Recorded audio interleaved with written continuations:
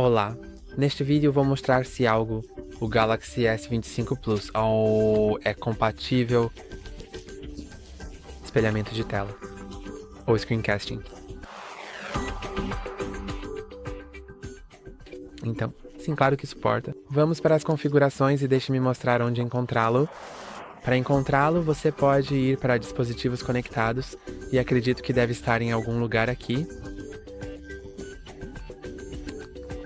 Então, posso vê-lo. Eu realmente não sei, então vamos tentar deslizar para baixo a partir da parte superior direita da sua tela para ir aqui.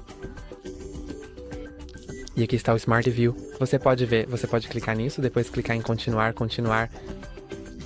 Você pode selecionar o dispositivo para o qual deseja espelhar a tela do seu telefone. Curta e inscreva-se. Até a próxima!